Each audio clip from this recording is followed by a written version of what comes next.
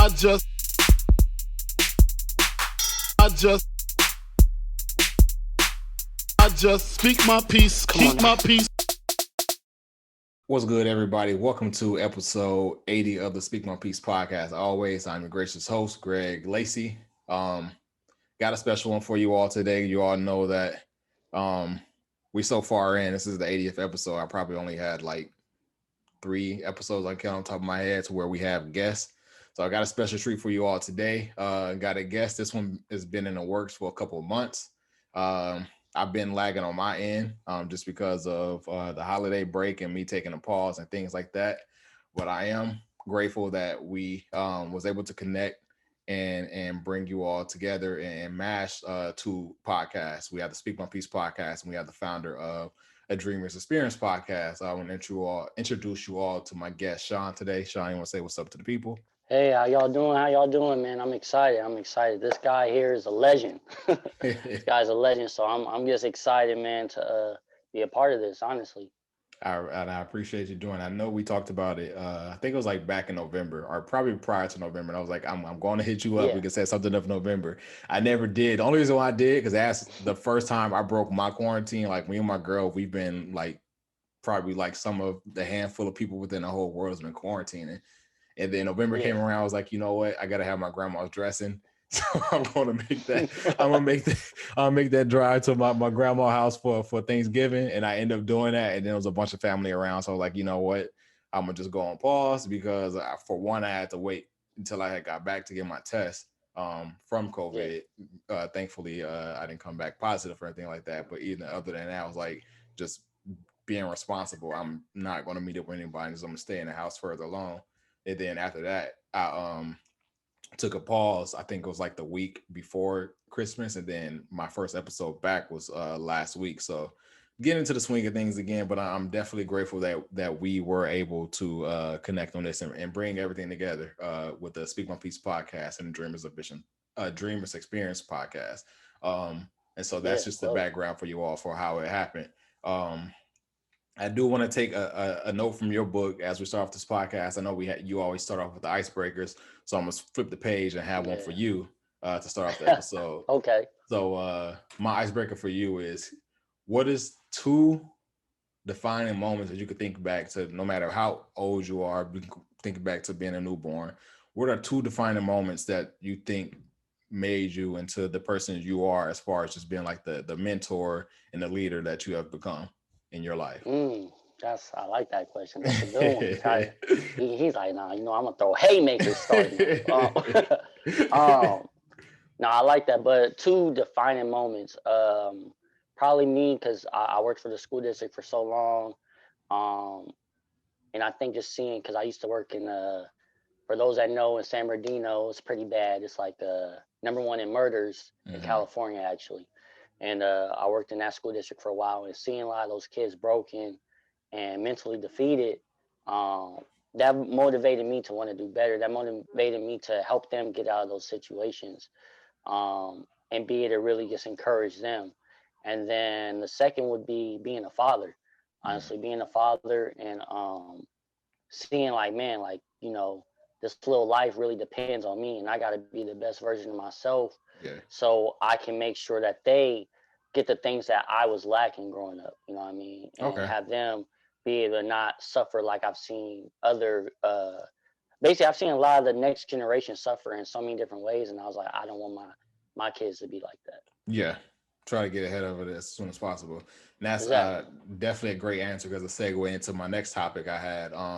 Just wanted to give everybody a background on everything that you do as far as like a Dreamer's Ambition, even with the podcast. I know you've seen my comments on your podcast episodes on YouTube. And just how, like, I guess it was just like how astonished I was with the kids, not even the kids, because it was some kids and it was some adults, some teenagers. Just the how far the youth have come as far as like being aware of certain things. Like I know there was a couple of episodes. There was one with the kid Jalen that stood out to me, and it was just like I was such a fan of that, because we don't see things like that. You don't see people putting the mic in the youth face and asking them like how they feel about certain things or how they did about certain things. It's usually from the standpoint of you and I, somebody like mid 20s, late 20s, early 30s, given their experience and looking back on things they could have fixed. And so I've been a fan of that. But even before the podcast came, because I know you told me when you was working on it, I was like, this is definitely something that will be needed because I've seen what you've done with the Dreamers Ambitions. And I know what your aspirations is with the Dreamers Ambitions. So to start this off, I just want to ask you, what's the background on the Dreamers Ambitions and even Dreamers Experience if you want to get into it? So the crazy thing is, this is like, for me, I'm a believer in God. So for me, I feel like God does certain things on purpose. But so the background is basically a dream. Actually, I'll give you the backstory, right? So the backstory was, me and my boys came together and we had a clothing line we wanted to do called Dream Boys, right? And to be honest, we was actually getting we was picking up a lot of steam with that. Like, a lot of people was really messing with us. And of course, that's the thing, when you work with your boys, not everyone's on the same page as far as drive. Yeah. So it fell off. We tried to bring it back, fell off again. So then my girl was like, hey, why don't you branch off? Why don't you do your own? So I was like, okay, cool. So I was really thinking about it. Okay, what should I do? And the crazy thing is, I was actually working in San Bernardino at the time at the school. And again, I was like, the kids looked up to me like a mentor, like a counselor, to the point where like the teachers and like even the principals hated on me because like that's crazy. the kids, when and I would tell them what's going on. Where I'm like, hey, this kid's dealing with this kid's dealing with that, and they would act like, oh, okay, thank you, but they would be salty about the fact that the kid came to me. I'm like, okay, whatever. But so I came to the kid. I remember I huddled all of them up. Was like, hey, this is what I want to do. I want to do a clothing thing to inspire y'all. This and this. What's the name? And literally, they all came up with different names. And boom, actually, I think it was my homie Jared. Jared, if you end up watching this or listening, my boy Jared, I think he came up with it was A Dreamer's Ambition. I'm like, yo, I love that name. That sticks. So then went from that to clothing, and it started off like, hey, I'm gonna do the clothing, and a certain percentage I get, I'm gonna invest into the schools to make sure they get the proper books, to make sure they get the proper clubs, after school programs, things like that. And it was doing that, and then basically I was still working, doing my stuff like that, and I ended up losing my job, but I still have my ADA stuff. And one of the kids, she graduated already, but she hit me up and was like, hey, when I'm going through it right now, when are you going to do an ADA course? Like, when you gonna start doing the program? Yeah. I never mentioned anything about a program. You were just off track. Like, yeah, where did this come from? I'm like, what? And at this time, I was trying to figure out, like, I want to do something more than just the clothing. Like, the clothing's not really it for me. Yeah. And she said that, and I was like, yo, like, I feel like that was a sign for me. So I'm like, okay, I'm gonna get on it. So literally, I started working on it. I started brainstorming. 2017, I started really brainstorming. 2018, I started mapping it out. 2019, I actually had my program. I had a course. I had teenagers. Like, I literally had teenagers. I reached out to their parents and stuff like that. They were like, cool. I had it every Wednesday from like 6 to 7:30. And I was breaking down different things from, different options from college to being an entrepreneur to how to deal with mental health to buying a house, right? Like, I was breaking all that stuff down. All and the tools then, that you need being in places, yeah, basically, in those type of cities and stuff. It was literally called a dreamer's ambition life tools, right, for the youth. Yeah. So literally, I was doing that, and they loved it. They were like, "Man, this is dope." I was like, "Cool, okay, I want to try to get this into the schools." Of course, COVID came, right? And I was like, "Dang, like, okay." And I had momentum. Like, I'm talking to different schools. I'm like, "Man, this is about to be dope." And then COVID came. I was like, "Man, I was trying to think. I'm like, man, all the successful people in life, when a when pandemic hits like this or any type of crisis, why is it that people that are successful always still thrive, right? Because they're not being stuck in that moment. They're not like, oh my gosh, like, what the hell am I going to do? So I started to, like, really try to think outside the box, and I was like, you know what, I'm gonna go online with it. So start working on that. But during the process, I'm like, I want to do a podcast. I want to do a podcast. And I was like, man, I think it'd be super dope to have, like, basically the next generation, all the way from maybe 12 years old to maybe 21 years old. You know what I mean? Like, literally get their thoughts on certain things that they don't get to speak on. They get to speak their truth, what that looks like. So I worked on that. Even then, the pandemic messed that up because I had a whole studio set up. I had everything set up. I had my boy who's an amazing cameraman. Like I had him doing it. Yeah. Like I was like, cool. But And then again, you have to COVID, reshuffle again. COVID messed up. I So do what I want to had to touch. do was, Oh, oh yeah, go go ahead. ahead. No, I was gonna say. So what I basically had to do, I just had to literally do it all myself. Me and wifey did all the stuff you see on the podcast, bro. I had to do all that myself. You know what I mean? So Yep. I'm about to say that you touched on two important topics.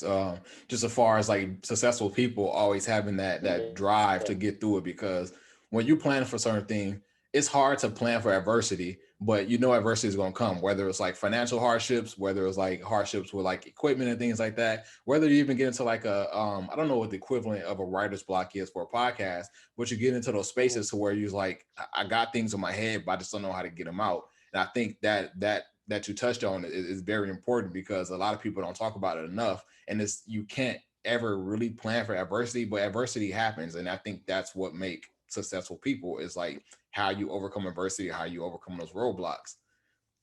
And another thing that you touched no, on, that's also important is I talk about a lot of my podcasts as well, is like those underserved and those underprivileged communities, and the youth, how important the youth is in those communities, and like the obstacles they have against them. You spoke about just like early on about like the people in the school district hating on you because of the traction you were gaining with the kids. And I think that's also important, because one thing, especially with this generation that's coming up, they're only going to like mold or like attract to things that they are used to, or things that they, that they relate to. And so you may have like a principal of a school may want to do certain things, or you may have a principal of a school who don't want to do certain things. But if you have something that the kids can relate to, it's obviously going to pick up, because they have some comfort in it. And that's what I see, that I believe what happened with you is that they had comfort with you, because one, they knew you on like a personal level, but it's also a younger figure that they may can relate to. And that's another, just one of those instances of roadblocks, so where like you are gaining traction on that level, and then you have someone else like trying to stop that, and not understanding that this is the reason why the youth and the kids is picking up, and trying to relate to you, and trying to continue to support you and things like that. So that's definitely great, because it ties into a lot of things that we cover with my podcast. So huge shout out to you for prevailing through that. yeah.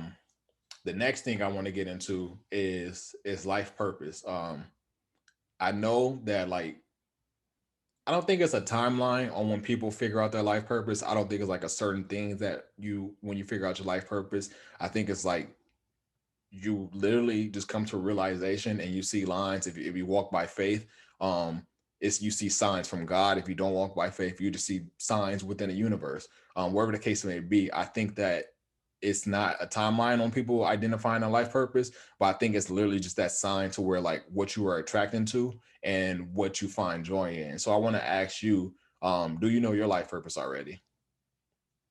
Yeah, I'm pretty confident in knowing it. I want to even backtrack a little bit on what you said, like as far as adversity.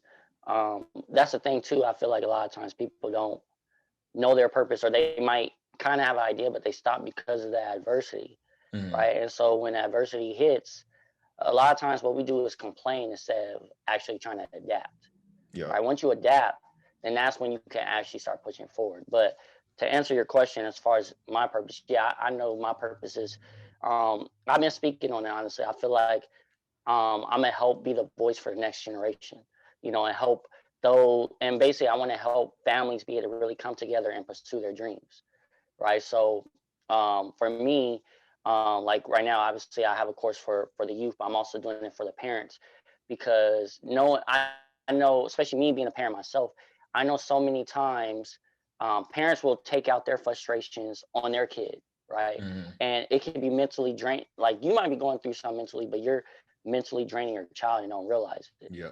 You know what I mean? And so it's just so many different levels. But to answer your question, yeah, my purpose is to help people level up and be able to overcome mental hurdles so they can pursue their dreams and pursue their purpose. Yeah. I definitely agree. I think even with that, like the reason why I was speaking about like there's no time limit, or there's no like certain things where you identify a life purpose, because you go through so many experiences with life. Like I know like me coming up, like because my father is 6'6" and I play sports. Like I thought that I had to be a NBA player when I grow up, and I thought that was my life purpose. And I felt like it was too late when I realized that that's not what I wanted to do. But I didn't realize that till my sophomore or junior. I think it was my sophomore year. It was my sophomore year, and I was on JV, and I was like, I'm kind of behind a curve right now as far as like skills, and I'm kind of behind a curve because I stopped growing my freshman year. I don't know what the heck happened. My pops is 6'6". My last growth spurt was turning 14, and I grew to 5'11", and that's literally the last time I hit a growth spurt. Right. What happened? And so by the time like my sophomore, I would say my junior year actually. By the time my junior year rolled around, and then I still wasn't on varsity, and then I hadn't grown, and I had not adjusted my game to being a guard, because at that point I'm a guard. I'm 5'11". Being 14, you've been 5'11".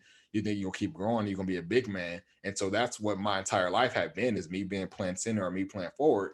And I never adjusted to that. And so by the time I'm 16 years old, I realized that basketball is not what I want to do. It's still fun for me, but this is not what I want to, pursue, because I'm not. And at that point, I don't want to discourage children or kids, because I could have done certain things to right that ship if I still wanted to pursue that, just work harder and find the right tools and doing that. But I realized at that point that that wasn't what I wanted to do. And so I graduated, went to the Air Force. That wasn't something I wanted to do as far as life purpose, but it was something I was doing at the moment. But even like me being in the Air Force, I got out the Air Force at 22, and I realized, what I thought what my life purpose was, but it's really what I wanted to do as far as like getting into music and music management. And then I didn't really realize my life purpose probably till like 26, 27. And that was just like being of service to people. Because that's what I feel like I got joy out of, being able to exert that type of energy into people and then get that feedback from it. And so I want to ask you, when were you, or how were you able to identify your life purpose? Um, Honestly, I always heard it when I was young from my mom. My mom would always say like, "Oh man, like for whatever reason, like young people seem to gravitate towards you." I'm like 10 years old and little kids, but always like, "Oh, they really listen to you with things you say." But I didn't really think nothing of it. And even then, I wasn't even sure because I mean, same like you, right? Because I feel like not even to toot my own horn, but I always feel like I'm really talented, right? So Mm-hmm. I'm like, man, I thought I could be an actor, which probably if I really pursued it, maybe I could have. But actor, I know people thought I would do stand up. I know people thought I would do music. You know what I mean? I did think about basketball, but I was in the right mind. I was focused on Yeah. females. I wasn't trying to get anything done. I was not. But there's so many different things, and I'm like, it took me a while too, right? Because I did what I thought you're supposed to do. I graduated. I'm like, oh, I'll go to college. I hate school, but I'm gonna go to college anyway because I Yeah. guess that's what you're supposed to do. So I went to college, did that for 2 years, and really I was just BSing. I'm like, whatever. Then I worked, and I was like, you know what? I'm gonna go to a trade school. Yeah, I'm gonna go to trade school to be a pharmacy tech because they make pretty good money. I really don't give a dang about medicine, but hey, why It's not? money. So I wasted time doing that. Yeah, you know what I mean? I did that, and it took me a while to be like, okay, I had to change. I had to basically reprogram the way I thought, right? Mm-hmm. Because growing up, we think so many different things. Like you said, like, man, I thought I was gonna be a hooper. You know what I mean? And that was just the way you was you like, man, I know I'm gonna be a hooper. Like my Yeah. dad's 6'6", so I gotta be at least 6'4". You know what I'm Yep. saying? So you thinking all these different things. And so it took me a while, and then I was like, you know what, this is what I really enjoy. This is what I really get excited about. Like to see, like, for example, being on this podcast, seeing you doing your thing, like makes my heart be like, man, like he's doing it. You know what I mean? Yeah. Like Yeah. I get joy off of other people's success. Yep. So I knew like, okay, this is what I want to do, and how can I help people get to that next level? Yep. And I definitely feel that, because that's just like that's just people. You don't find too much of that. People are good at heart. Like, I generally want you to Mm, win. Like, I don't want anything from it, yeah. but seeing that you are still pushing towards something, or seeing that you are achieving something, it definitely makes me feel good. That's why, like, I got that joy out of, because I remember before you even started the podcast, you told me like months before you even released the first episode, you was like, I'm about to start working on my podcast, and eventually I'm going to release it. And then you released it, and you was like releasing them in the fair. It was like week after week after week. I was like, oh, he wasn't playing when he was talking about releasing the Yeah, podcast. yeah. And so as I started to catch up on it and starting to seeing like the outlet the kids have, like this is what's needed right here. So huge shout out to you again for that, because that's definitely important. Um, another thing that I wanted to bring up was just that you speaking about just your mom telling you or helping you identify that that the youth was attracting to you, and that they followed you, and that you was a good leader in that. How was that? I guess without even like really getting deep into your upbringing, but what type of like relationship did you've had with your mom for her to like be able to realize that like this is something that's good for you and you should probably own in on that? My mom, well, growing up, me and my mom was super close. Just because she had me really young too, so we kind of grew up together. Mm-hmm. You know what I mean? So me and my mom was super close. Of course, like any kid, we had our fall off for a little bit, and then we was good again. So we always had ups and downs. And one thing I can say is my mom's always been there as far as like supportive, and even if she doesn't understand it, like she's supportive because like and it's probably just my growth in the field I'm in now as far as really understanding emotions and the mental aspect of things. A lot of times as I got older, I realized, okay, my mom would say certain things that at the time I felt like was discouraging or I got upset about. But Mm-hmm. honestly, she was just projecting her own fears onto me. Right. So it was out of love, but she was fearful. And so in her mind, that's her way to protect me. Yeah. Right. But it took me a while to understand that. And so once I understood that, I'm like, okay, I appreciate you even more, mom. Because even though at times, like, I felt like, what is wrong with you? You know what I mean? Why are On you certain doing this? things. Yeah. I'm like, okay, yeah, you know what I mean? And I had to really understand, okay, well, the way she grew up, right? The way that certain things she saw impacts her view on the world. You know what I Mm-hmm. mean? Yeah. So, but overall, man, yeah, my mom, I mean, I love her to death. I definitely appreciate everything she's done for me. That's definitely that's dope. And so leading into that, which was a great segue into my next topic, was just the idea of fatherhood and mentorship. So I know that you're a father, Mm-hmm. and then also you are a Mm-hmm. mentor. How does, Mm-hmm. if they affect each other, how does each one affect each other? Like, does one make you greater? Does the other make you greater, or is it just like equal in the way that they affect you? Um, I think they both play a part. At least for me, they play a big part.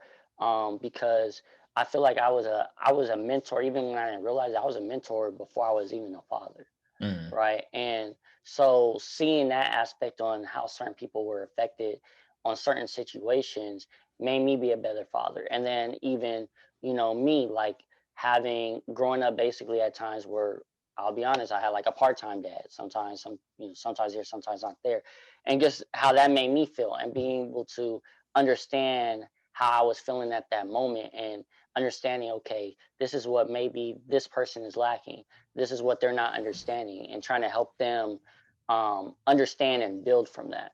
So I would say that for me, like it was for me, it's a huge thing because right now I still mentor a few. Like I have a couple clients that I help mentor, and it's for me like it's amazing. Like when I see the growth, like I don't know, it's something like again because it's like man, okay, you're doing really well, and it makes me happy because it's like man, I see them elevating. You know what I mean? yeah. Because as people, we're naturally supposed to grow, but the problem is we get stuck a lot of times, especially if you're a parent, like Yeah. or you're married or something like that. Like you just get stuck. You hear it all the time, like, oh, what happened? Why this person get divorced? Oh, we just stopped love. We just fell out of love. Like how? Like Yeah. how did that happen? You hear that, yeah, you hear that So a lot, and yeah. that plays a lot into kids' psyche too. Just personal experience, and then also seeing other people experience. Like I know that, Mm, like, um, how that affected me, like being raised by a single mother. Like I know, mm, like, and my father was around. My father was incarcerated, but my father, like me and my father, we've always had a great relationship prior to that, and then we had a mm, great relationship through the 16 years that he was incarcerated.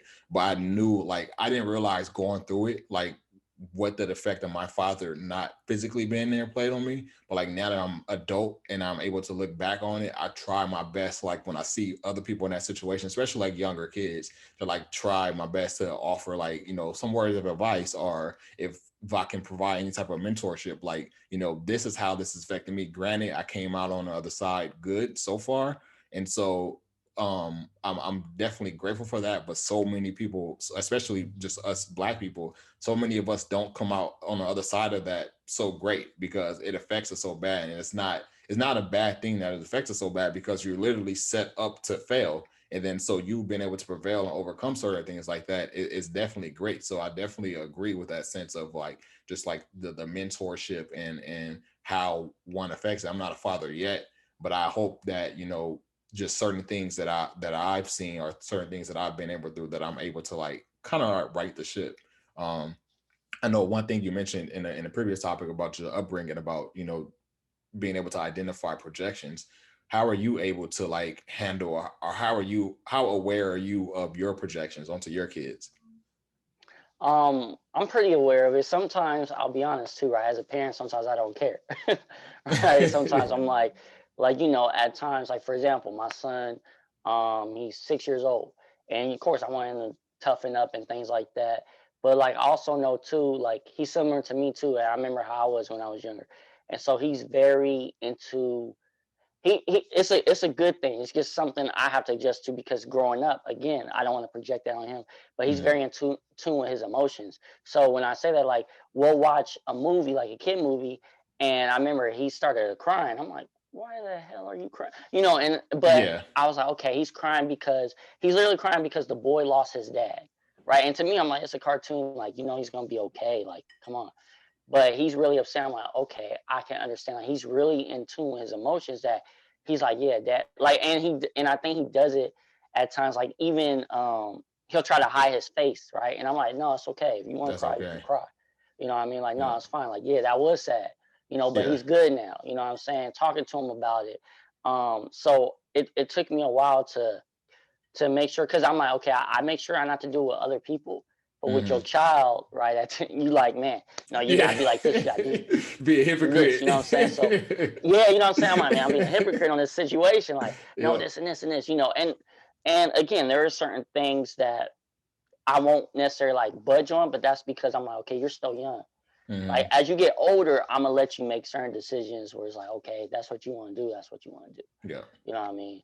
But yeah, I think that pretty much is it right Yeah, there. I definitely agree. And that aspect of like not realizing, like you can easily tell somebody that you have no connection to, like, this is, you shouldn't do this and that's what not to do. But then you see certain things, you put yourself in a situation, you're like, wait, what are you doing? Don't do that. Like, what are Yeah, you crying? But then you yeah, don't you don't think about the mental state that he may be in. So like he may be crying because if it was him in that kid's shoe and he lost you, he wouldn't know what to do. And so like yeah, that's definitely great as far as like shaping and molding the next generation, because that's something that we lost out on our upbringing, because of what our parents may have went through and what their parents may have went through. Like I know that I'm not in touch with my emotional side. Like I'm not gonna say at all, but like I'm very literally, not literally, I'm like very small inches, probably like a very small percentage of like how in touch with my emotional side that I am in. That's just as a result of my upbringing, me being raised in an environment to where like that wasn't okay.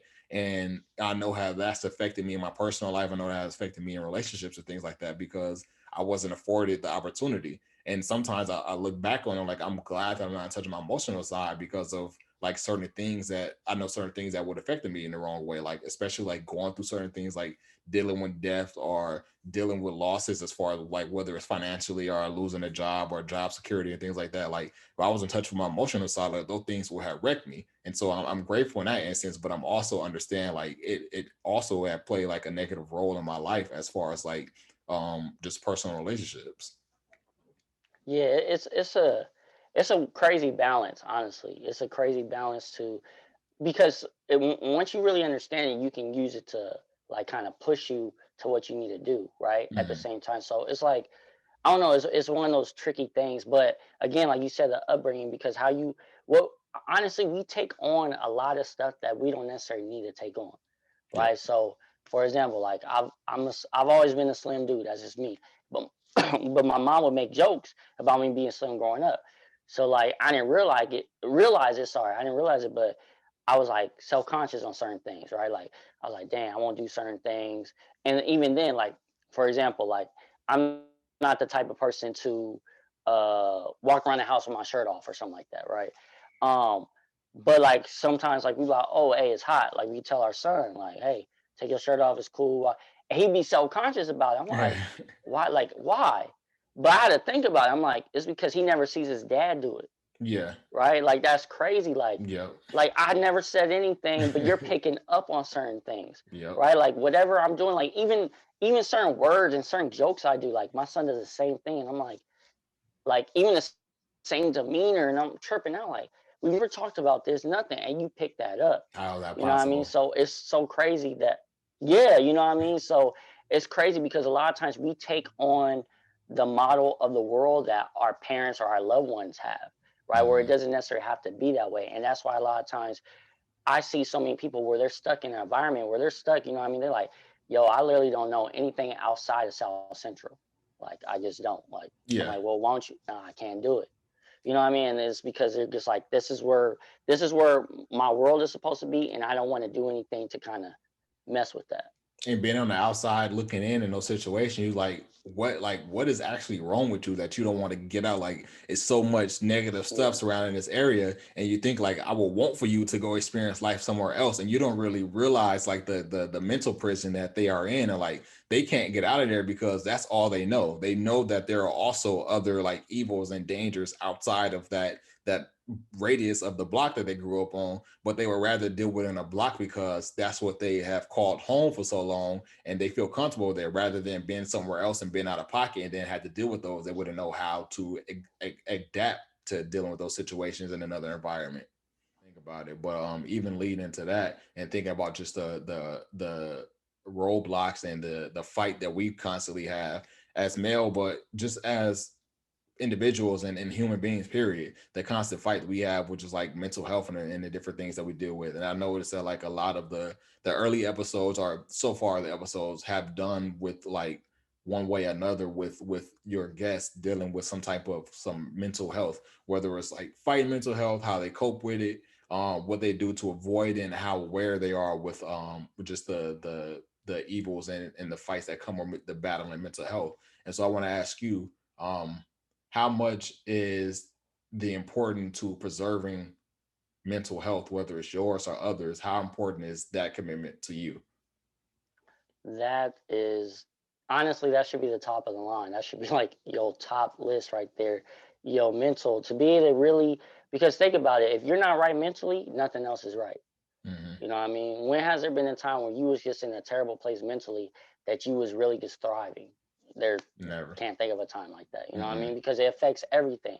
Yeah. So again, if I'm not right mentally, it's gonna probably affect my marriage. It's gonna affect how I am with my kids. It's gonna affect me in my workplace. You know what I mean? It's gonna Hmm. affect me in my drive. So literally, your mind will kill you. Like if it want, because your mind is the purpose of your mind is for it to serve you. So whatever you tell it to do, that's what it's going to do. Yeah. You know what I mean? So It's like a constantly machine. just exactly. So that's why it's so important to do affirmations. You know what I mean? To constantly do those things. Like again, with my kids, like I do it every night. They say it. We literally have a chant. I make them say a chant every night to themselves because I want them to instill that where it's like second nature. Hmm. Especially if for anyone that have daughters or something like that, right? What happens a lot of times when they don't know their worth, right? What happens? I'll be honest, because I used to be this wild guy, right? So me and my boys will always say, hey, when a chick don't like, if she has daddy issues, like that's gonna be easy. Yeah. That's how we looked at it. Like just say whatever, and she gonna be with whatever. You know what I Yep. mean? And so it's so important mentally though to take care of you of yourself because too your mind's gonna serve you. So if you really have the mindset, for example, you like, man, I want my podcast to be, I don't know, one of the biggest, top 10 in the next 5 years. I want to be the top 10 streaming or whatever. And that's Yeah. what you constantly think about, bro. That's it's gonna That's happen what's going to happen. because Yeah. that's what you're focused on. You know what I mean? That's what Hmm. if you're constantly saying, I don't want to, I don't know. If I'm constantly saying, man, I don't want to make the same mistakes that my dad made or my friend made or this, and I'm constantly thinking about that. I'm constantly feeding that energy.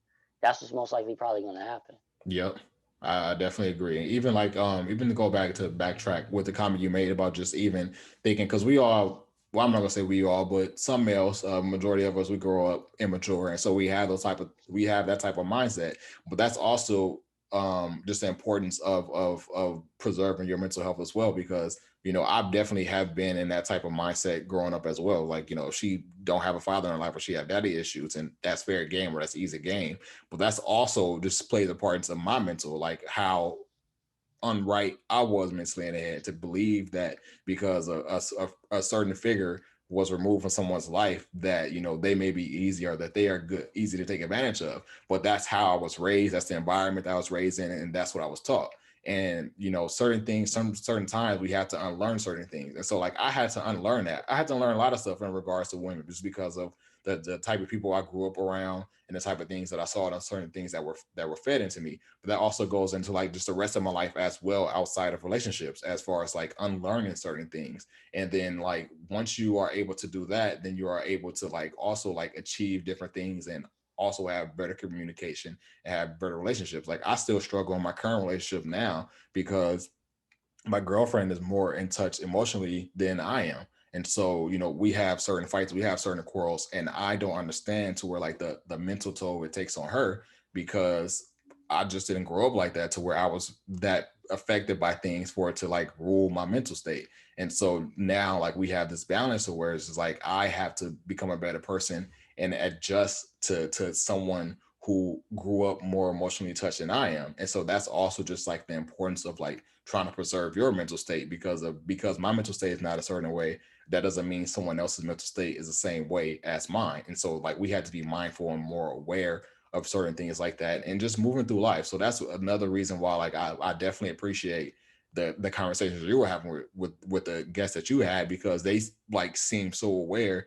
And I forget what episode it was, but I remember I made a comment on one of the episodes like, this I'm surprised by how advanced this kid is, because at that age I had no idea of the certain things that they are aware of. And that like is a testament to like just the work that you are doing, as far as like providing mentorship and the conversation that you are having. But how often do you see certain things like that, to where you like surprised, but like I'm like, how are you so in touch with preserving certain things like this?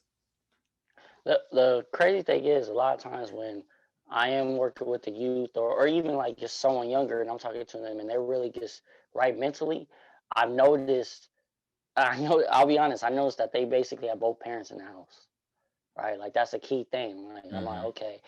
And that's why it's so important, like what you was talking about earlier, like with the father figure. And the mother too. The mother obviously plays a huge role. Yeah. But having that father figure, I feel like is so key, right? Because the father is going to be the, honestly, with the women, right? Let them know what their worth is, and then as a man, teach them how to be a man. You Yeah. know what I mean? But growing up, like you said, man, growing up, like I looked at it like, if you're not talking to a bunch of females, or you're not doing this and that with this chick, you quote unquote not a man, right? You basically define as a man by how many chicks you getting. You know what I Yeah. mean? And so that affected me. That affected my relationship for the longest. I had to get out, bro. I'm married and I had that single mind mentality. You know what I'm saying? Like Mm-hmm. I ain't gonna show no emotion. Like come on, man. Like why? You know what I'm saying? So it took me a while, and I even had to get me, which first I didn't think much into it, but I have my own mentor. I have my own life coach that really pour into me, invest into me. I'm like, wow, they show me different things that I didn't realize, because, like you said, women are so in touch, emotional, right? And there's Mm-hmm. so many times where we're just so very, we're like, hey, like this dress is red, and they look at it like, it's more of a pinkish, it has a A little little bit of this garnet. color, and you're like, yeah, you know what I mean? They more in depth with it, where we're like, they're more in touch with their emotions because we're more logical, Yeah. right? We're more like, okay, this is what it is. And they're like, well, this it's that because this and this and this. And you're like, I'm not even thinking in none of those things. Mm-hmm. you know. Yeah. Um, but yeah, I think that's what it is, honestly. How do you feel about the current state of the world? I feel like it used to be taboo, but it's not so much. But even just Yeah, like dealing, I know you've spoken with Ben, like having a life coach. How do you feel like the yeah. current state of the world is, as far as like everybody being more open about things, about like having a life coach, or having a counselor, whether it's in regards to relationship, or having a go-to therapist or things like that? How do you feel about that, as far as like where it is, and where it could be? Um, for me, I think it's great. I think it's amazing because, people, again, like you said, a lot of the generation coming up now, they're more open to it, right? They more Mm-hmm. understanding. So I think it's dope because it's becoming now a real conversation. Of course, there's still a lot of the people, a lot of the population that's not really trying to mess with it, but the fact that it's more of an open conversation, I think is amazing, man, because it's something that, I didn't have growing up. I'm sure you didn't have growing up either, you Yeah. know what I mean? So No. now I'm looking at like before, um, you wouldn't talk about mental health. Now it is. And even still, it still is hard for guys to still talk about it. It's still like a conversation that's not really open like that. But at the same time, it's getting there. And so I'm excited. I think like, in the next 10, 15 years, I think it's going to be more so of the norm. Like, oh yeah, you got like, oh, okay, cool. Or you got a mentor. Okay, cool. You know what I mean? It's not going to be looked at as like, well, what's wrong with you? you Yeah, know? yeah, definitely. And I think, especially with males, I think a lot of that plays into it is just also that pride thing. Like pride plays such a big role in our life, and so like when you sought out or however you came across getting a life coach, did you deal with like any personal pride issues or like? I don't know if I want to do this because I may seem like weak or nobody else around me or nobody looking Yeah. like me does this type of thing. Did you deal with those type of fights too? Oh yeah, man, absolutely, absolutely. I'll be honest, I had that wifey get on me a little bit, like, hey, no, go ahead, because I was like nervous. I was like, I don't know what I don't know what people might think. I don't know what that's gonna look like, Mm-hmm. right? But like when I realized, like, okay, life coach is really gonna help structure certain things for me, and also maybe show me certain things. So honestly, me having like a mentor like that, like, bro, it's really opened up my eyes to so many. I've seen and had conversations with people I probably shouldn't have had conversations with, right? I'm seeing a whole nother world that I probably would never have had if I didn't really step out of my comfort zone and say, hey, can you mentor me? Because not only are they mentally, or I'm sorry, not only are they mentoring me mentally, but they're also ask them, hey, is it okay if I pick your brain when it comes to certain business aspect? Mm-hmm. You know what I mean? And Yeah. so it's been such a blessing for me because I'm like, yo, I'm seeing a whole nother thing where I'm like, I want to tell other people, but I told one of my boys and he couldn't really understand. He couldn't really get it. I was like, okay, he's not there, which is fine. You know what I mean? But it's just been amazing for me where I'm like, it's opening so many doors. And now I understand why Bill Gates, I understand why, Warren Buffett, all these successful people actually have life coaches because again, if your mind's not right, nothing's gonna be right. Yep. You know what I mean? Nothing's You gonna have to fall into mentally place. be there. Yeah, exactly. You know what I mean? Like these people that are very successful, they're not dummy. They're not dumb people, and they have successful people around them. You know what I mean? Yep. Anything you have to surround yourself around people that are like-minded individuals as far as that goes. Like not saying everyone has to be yes man. I'm not saying that, but as far as like for me, I'm a person I'm driven, I'm a go-getter. I can't be around someone that wants to play Madden all day. That's Yep. just me. Yep. And I definitely agree. Even with that, like going back into me talking about the pride, like I realized like even going earlier into the podcast when you're speaking about you and wifey, starting up or you doing everything on your podcast for like shooting it and editing and things like that with the help of wifey. Like I'm that same type of person. Like a lot of time I can look back in a lot of times in my life to where pride may have stopped me or held me back from certain things, and it's because I'm the type of person to where like I like to do everything myself. It's not the best way to go about things, but it's because I know like what I have in my head and what I envision for certain things to get done is that I prefer to do it. So like before I started this podcast, like when I first got out the military, because when I was in the military, I used to DJ a lot of our on base events. And so when I got out of the military and was just going to school, I was like, okay, let me start DJing. And the first thing I did was like, okay, let me make a logo. I have no experience with like being creative. I have no experience with Photoshop or anything like that. But I made a logo. And then from there, I started DJing. I started editing like all my mixes and putting it out. And then fast forward to 3 or 4 years later when I started this podcast, I was like, the first thing I want to do before I start my podcast is I want an intro. And I want it to be like a real intro to where like it's a beat and stuff behind it. But I want to reach out to somebody and pay them to make my intro because this just is for one, it's going to take too much time. And for two, I'm not exactly sure what I'm going to get as far as what I want to put out. So I went in and made my own intro. And then next thing I said is that, I needed a cover art. I went and, posted up. We had a white wall in our spare room in our apartment. I posted up on a white wall. My girlfriend has a Nikon camera, set the timer on that, and I took the pictures of myself, and then just edited all of everything for myself as far as the cover art. But I knew I could have reached out to somebody like, hey, can you, do this photo shoot with me, and then, further edit my cover art. But because I had that, I got to do everything myself, my state, that I went out and did it myself. And I'm pleased with everything that came out of it. But I know that I limited myself in the sense of there's professionals out there in the world that literally do these type of things for a living. And they probably could have driven home the ideas that I wanted. But because I wanted to do like that everything in myself, that like I limited myself from reaching out to people and further, networking. And I think that is, like you said, if your mental is not right, you're not going to succeed as far in life. And you made that point earlier about just like, when have you ever gone through anything in life to where you were upset or your mental wasn't right and something positive came out of it? And that literally, I can't think of any time in my life to where certain things like that have happened, to where like my mental wasn't right, but I prevailed or I succeeded and things like that. And so I say all that to just ask you, as far as like, what was the deciding factor for you to decide that, I'm at a certain point in my life to where I can probably seek help from someone else, or I can seek help from someone who may have been through this, and that will probably further, what I'm trying to push, or further what I'm trying to do? So before I answer that question, before I answer, I just want to say, first of all, that's amazing. All the stuff you just listed, like that is Appreciate amazing, it. bro. Like you shouldn't downplay that. And that right there is an example of like literally we are designed to succeed, right? Yeah. If you really have that mindset, like you just said, I really have no creative bone in my body, but yet you somehow is creative, right? Because as people, we're actually designed to be creative. You are Yeah, a creator. You know what I mean? Like so definitely. like I think that's just dope right there. And as far as like you said, like yeah, of course, you can have other people, help you out. And as you keep progressing, which I know you will, as you keep progressing, you're going to have a team where you could delegate other things to other people, where you don't have to be the one. I'm making a logo. Now you have someone. Hey, Yeah. you want to do this? Okay, cool. All right, let me make sure, because now that you did it though, you know what it should look like. You know what to expect. You know what Hmm. I mean? And so I just wanted to tell you that real quick, man. Like that's super Appreciate it. dope. Like you know what I mean? I don't want you to downplay like your own greatness. Like that was great right there, like what you just said.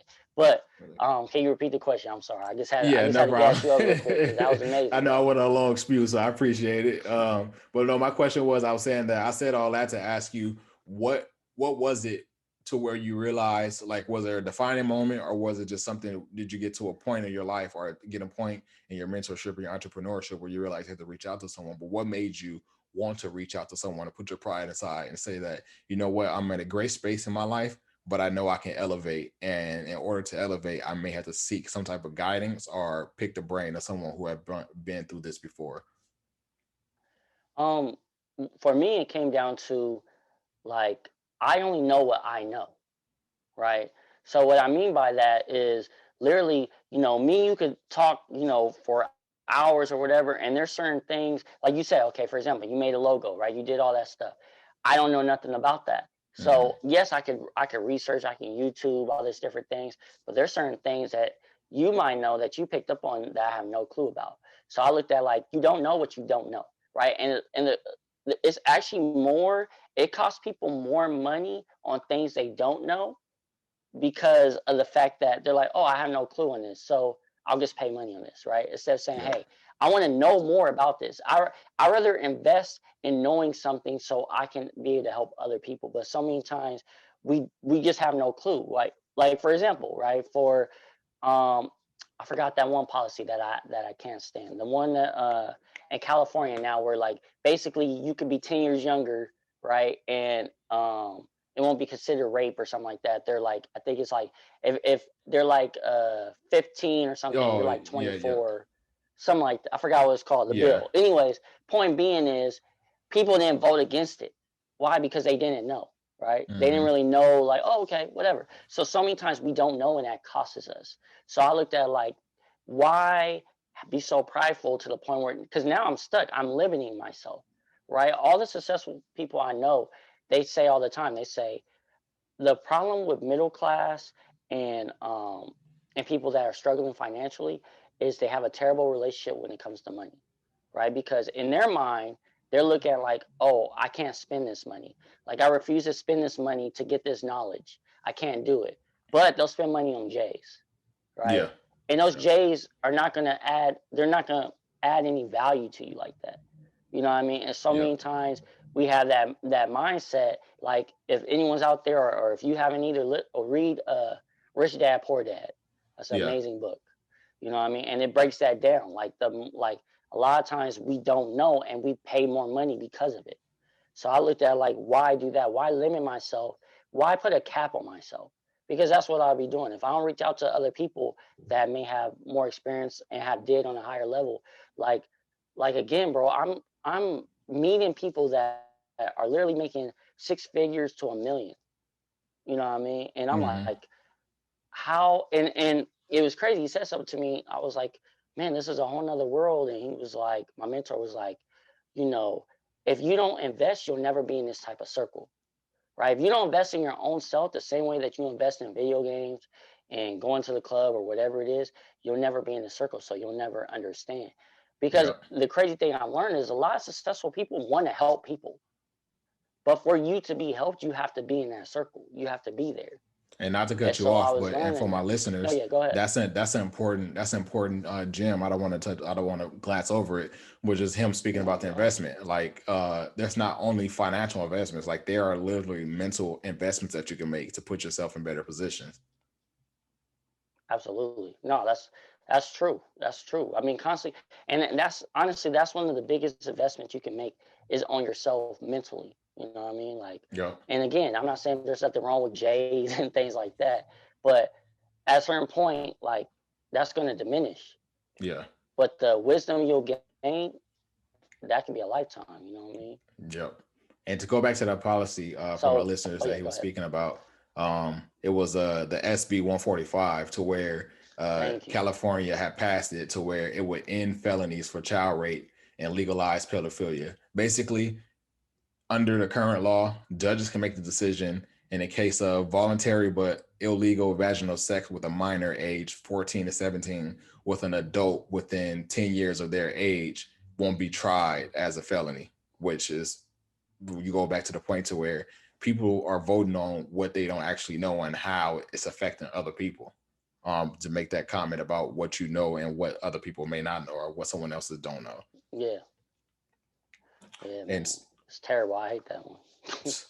And so to close this mental health topic, I just want to ask you, how do you preserve your, well, it's a two-part question. How do you preserve your mental health, and what advice you may have for listeners that may be going through like mental health battles?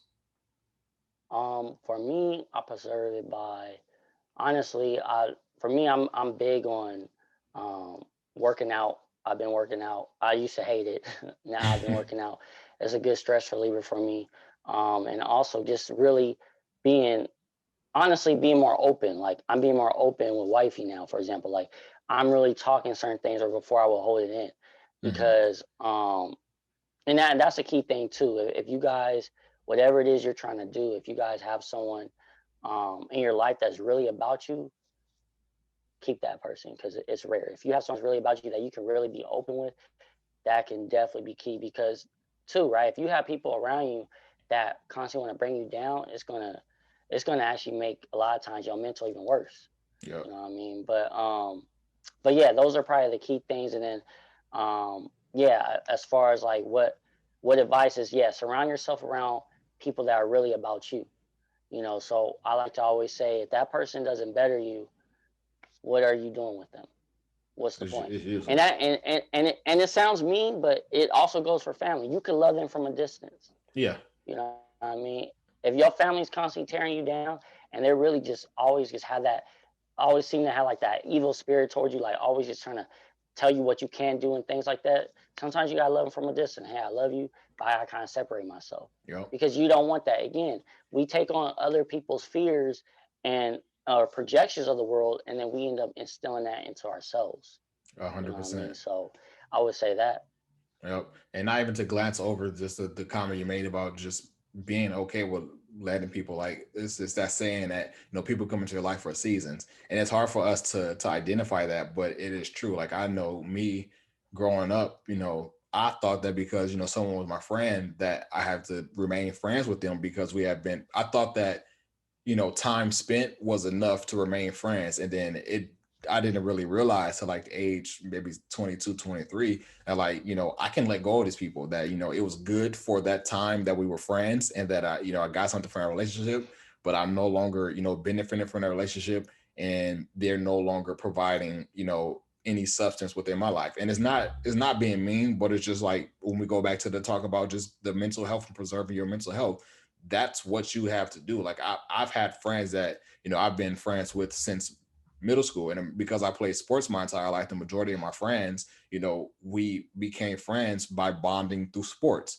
And then as I got older and sports played less an important role in my life, not as far as like entertaining sports, but my participation in sports, like playing basketball competitively or playing football or running track competitively. Once I start to remove that from my life, I start to realize that like, those people serve the purpose of my life because that's what purpose I felt that my life was. But now that I'm an adult, it's okay to remove that. And I still have a hard time doing that now. But as I got older, I started to being able to better realize that like, these people don't really serve importance in my life no more. Not to be mean or anything like that, but I'm not gaining anything from my friendship. And if I want to elevate in any certain way, I have to be able to let go of that. As you elevate, it happens naturally, right? You a lot of times you don't even have to cut them off. They just kind of fall off as you elevate because it's just one of those things. Again, we naturally supposed to be growing. So if you're still growing and that person is still in that same level, you're just going to drift apart because now the conversations are different. You know what I mean? Yeah. If your business is blowing up, right, and you're talking about making a 50,000 deal next week, your friend can't relate to that. Yeah. They don't know what that is. You know what I'm saying? Like, and it's not to be mean. It's just one of those situations. Yeah. And so many times we want to take our friends with us, but again, if they're not right mentally, if they're not in the same space as us mentally, there's nothing you can do about it. Yep. It's Love them from a distance. Yep, it's that mindset of survivor's remorse. You often hear about people that come from the hood. It's like you elevate and you leave the hood and you do so well for yourself, and you want to be able to experience, or you want your friends and your family to be able to experience that. But it's like some people are not meant to experience that. Not to say that they aren't worthy or certain things like that, but it's just like some people who are just certainly not interested in what you have for them, and you have to be able to realize that okay, this is not that it's not meant for them, but that's not what they want. And I can't force what I want for myself onto someone else, if that makes any sense. Yeah, true. And so that honestly is the last thing I have for it. I had a slide here for sports if we want to talk about sports, but I feel like we've had a great 1 hour conversation. So we are going to skip over that. But I do want to ask you what predictions or what do you hope from this season from the Clippers? And for those of you who don't know the backstory, I know a lot of my family think that I'm still a Bulls fan, which I am still a Bulls fan, but I don't openly support them. But they think that I only support the Clippers because all my family know I don't like the Lakers. I hate the Lakers. They think that I only support the Clippers because of Kawhi. But for those of you who don't know, this is the person who's been recruiting me to Clamp City since prior to Kawhi arriving. This is back when Shy was balling out for the Clippers. So for those of you who don't know, this is the reason why I've been rooting so hard for the Clippers. Yes, but what predictions you have under this new regime through the end of the year? I'm not gonna say prediction. What do you like that you've been seeing in comparison? Because I know how much you like the previous coach. Yeah. I love it. I love what they're doing. I love like I said before, I knew the coaching staff would be much better. And I love the chemistry. I love everything about the ball movement. So the fact that they are really buying in, you know what I mean? They seem to be happy because I told you I thought Trez was the cancer.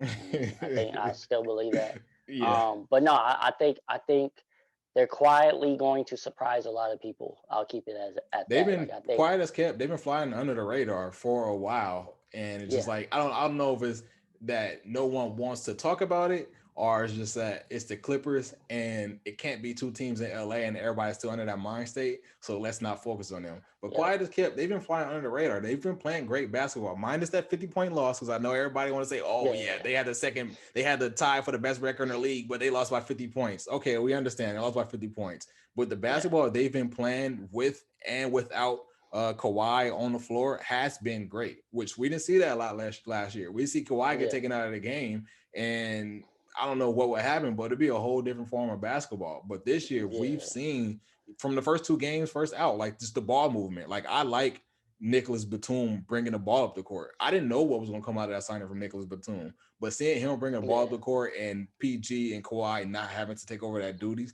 it definitely has done wonders for the team as far as just like the chemistry and relieving everybody to being able to fit in other roles and being off the ball. Yeah, no, I really loving this team. Even a 50-point loss, I honestly, because I mean, this was last year, I would have been freaking out because last year I was getting pissed off all year with the team. And the reason why I didn't freak out, and that was terrible, but the reason why I didn't freak out is because literally they were missing wide open shots. They were missing layups. It wasn't like, the team, Dallas really clamped them down. They just literally couldn't make a dang thing. And that happens. And then this season alone, is on pace to have the most 20-point losses for teams overall. Yeah. It's on pace to have that this season. So that tells you a lot of teams are just getting blown out for whatever weird reason. So yeah.